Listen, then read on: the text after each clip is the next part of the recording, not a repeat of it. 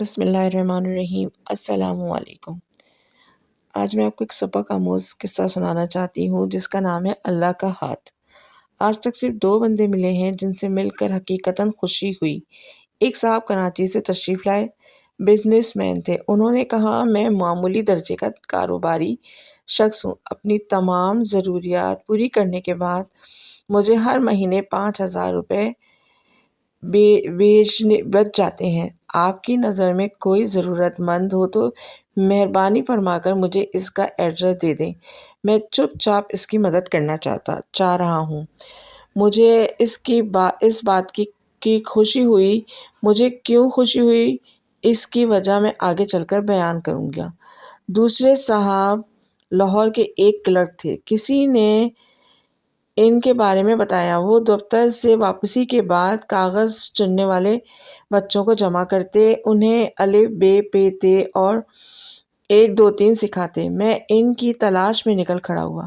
وہ دھرم پورہ میں ریلوے لائن کے ساتھ رہتے تھے۔ میں ان کے گھر پہنچا تو ان کے دروازے پر کاغذ جمع کرنے والے بچوں کے تھیلے گٹھڑیاں پڑی ہوئی تھیں۔ میں ان کی گٹھڑیوں اور تھیلوں میں سے راستہ بناتا ہوا ان کی بیٹھک میں داخل ہو گیا۔ بیٹھک میں دری بچھی تھی۔ دری پر 25-30 بچے بیٹھ کر الف انار اور ب بکری پڑھ رہے تھے۔ وہ ایک کونے میں بیٹھے سماعت سے محروم اور گویائی سے محروم ایک بچی کو اشاروں سے پڑھا رہے تھے۔ میں ان کے قریب بیٹھ گیا۔ ان کے چہرے پر ایک عجیب نور اور ذات میں ایک انوکھا اطمینان تھا۔ مجھے پتہ چلا روز 3 بجے ان کی بیٹھک کھل جاتی ہے۔ بچے آنا شروع ہو جاتے ہیں۔ بچے سب سے پہلے غسل کرتے ہیں، غسل خانے میں جاتے ہیں، وضو کرتے ہیں، ظہر کی نماز پڑھتے ہیں، گھر میں جو کچھ پکا ہوتا ہے وہ کھاتے ہیں، 1 گھنٹہ پڑھتے ہیں اور پھر اپنے اپنے تھیلے اٹھا کر چلے جاتے ہیں۔ یہ دنیا کا واحد اسکول تھا جس میں حاضری کا کوئی رجسٹر نہیں تھا، لیکن اس کے باوجود جس بچے نے ایک بار بھی اس دہلیز پر قدم رکھ دیا وہ پھر اس پیر خانے کا ہو کر رہ گیا۔ میں وہاں 1 گھنٹہ بیٹھا رہا۔ معلوم ہوا اب تک اس اسکول کی سینکڑوں برانچیں کھل چکی ہیں۔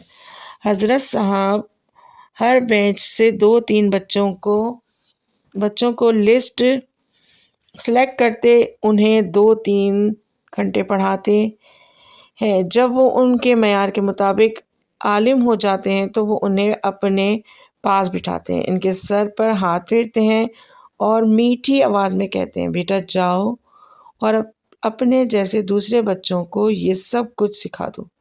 وہ بچے اٹھتے ہیں اور کسی گندے نالے، کسی جوہڑ کے کنارے، پرانے کاغذ کے کسی گودام کے باہر یا کسی بدبودار آبادی کے کسی ٹنڈ منڈ درخت کے نیچے اس اسکول کی برانچ کھول لیتے ہیں۔ یہ دنیا کا واحد ادارہ ہے جس میں پورے اسکول کے لیے ایک کتاب کافی سمجھی جاتی ہے۔ یہ بچے کانے چھڑی کے کسی ٹکڑے یا درخت کی شاخ کو قلم بناتے ہیں اور یہ زمین کو سلیٹ اور پھر یہی سلیٹ اور قلم انہیں روشنی کی نہ ختم ہونے والی وادی میں لے جاتا ہے۔ مجھے معلوم ہوا وہ کسی سے 1 پیسہ عطیہ قبول نہیں کرتے۔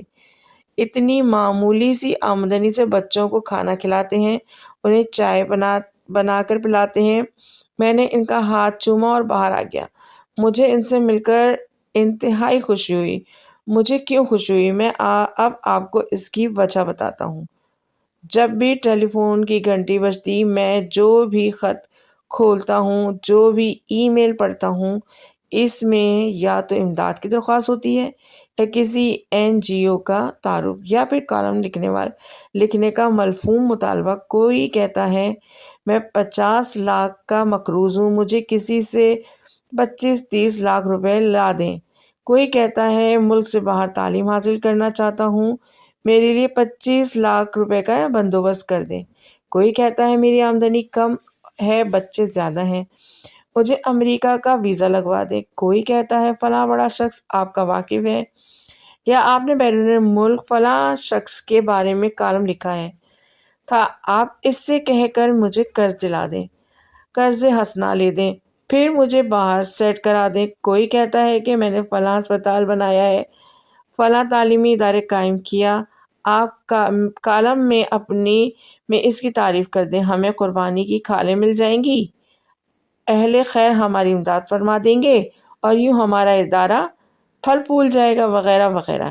یہ سلسلہ جب دنوں سے مہینوں اور مہینوں سے برسوں تک پھیلتا ہے تو انسانی صبر جواب دے جاتا ہے، اور اس وقت شدید خواہش پیدا ہوتی ہے اس ہجوم میں کوئی نہ کوئی ایسی آواز ہو جو قریب آ کر کہے میں امداد کے لیے نہیں، امداد دینے والوں والا ہو، کوئی نہ کوئی ایسا ضرور ہو جو کسی مرد امداد کے بغیر کوئی ادارہ چلا رہا ہو، جسے کچھ حاصل کرنے کا لالچ نہ ہو، جس نے باہر چندے کا بکس نہ رکھا ہو۔ یقین فرمائیے مجھے آج تک صرف 2 حضرات ملے۔ پہلے صاحب نے جب یہ کہا میں ضرورت مندوں کی اتنی ضرورت پوری کر سکتا ہوں تو دل خوشی سے جھوم اٹھا، اور جب میں نے دوسرے سے عرض کیا حضور میں بچوں کے لیے پانی کا ایک کولر اور ایک نئی دری پیش کرنا چاہتا ہوں، وہ مسکرائے اور آہستہ آواز میں بولے بیٹا ہمیں اس کی ضرورت نہیں، پانی کے لیے گھڑا موجود ہے،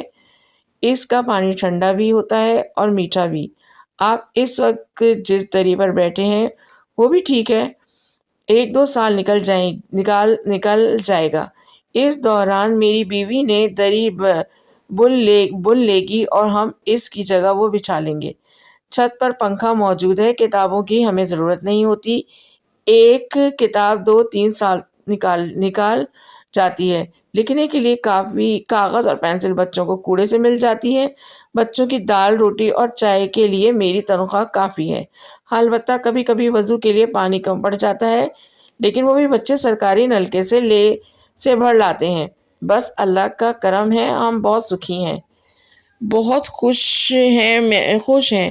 میں نے رقم کے لیے اصرار کیا تو وہ خوشدار لہجے میں بولے مبینہ اللہ کو اوپر والا ہاتھ نیچے والا ہاتھ سے زیادہ بہتر ہے، یعنی اوپر والا ہاتھ نیچے والے ہاتھ سے زیادہ بہتر ہے، تم نہیں چاہتے ہم لوگ اللہ کے پسندیدہ لوگوں میں شامل رہیں؟ میں نے عرض کیا میں اللہ کے لیے دینا چاہتا ہوں۔ انہوں نے کہکا لگایا لینے والا ہاتھ اللہ کا نہیں ہوتا یہ ہاتھ، انہوں نے ہاتھ آگے بڑھایا، یہ ہاتھ جس دن پھیل گیا یہ اللہ کا ہاتھ نہیں رہے گا۔ میری آنکھوں میں آنسو آ گئے، میں نے اینک اتاری اور بڑی احتیاط سے وہ آنسو اپنے رومال میں سنبھال لیے۔ وہ شخص بھکاریوں کے اس ملک میں میری زندگی کا پہلا نرخی تھا، یعنی کہ ذخیرہ تھا۔ ویڈیو آپ کو پسند آئے تو اسے لائک، شیئر اور سبسکرائب کیجیے، شکریہ، اور کمنٹس بھی ضرور کیجیے تاکہ مجھے یہ پتہ چلے کہ میری ویڈیوز آپ کو پسند آ رہی ہے۔ شکریہ۔